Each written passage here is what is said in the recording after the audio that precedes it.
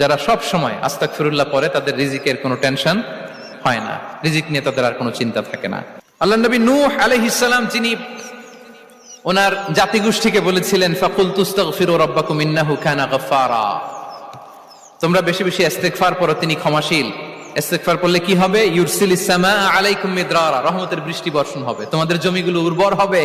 ওয়া ইউমদিদুকুম বিআমওয়ালি ওয়া বানিন, আল্লাহ তাআলা তোমাদেরকে সম্পদে বারাকা দিবেন, সন্তানে বারাকা দিবেন। ওয়া ইয়াজআল লাকুম জান্নাতিন ওয়া ইয়াজআল লাকুম আনহারা, তোমাদের ফসল ক্ষেতগুলো সবুজ শ্যামল হয়ে ভরপুর হবে, তোমাদের রিজিকে বারাকা নেমে আসবে। তাহলে আমরা যেন বেশি বেশি ইস্তেগফার করি। বিষ্ণু ঈসা ইসলাম বলেছেন মান লাযামাল ইস্তিগফার জাআলাল্লাহু লাকুম মিন কুল্লি দিকিন মাখরাজা ওয়া মিন কুল্লি হাম্মিন ফারাজা ওয়া ইয়ারযুকহু মিন হাইসু লা ইয়াহতাসিব, যে সব সময় ইস্তেগফার পরে তার কোনো টেনশন থাকে না, তার জীবনে দুশ্চিন্তা আসে না, আর এমন জায়গা থেকে আল্লাহ রিজিকের বন্দোবস্ত করে যেটা সে কল্পনাও করে নাই। সুবহানাল্লাহ বিহামদি। আমরা যেন বেশি বেশি ইস্তেগফার করি।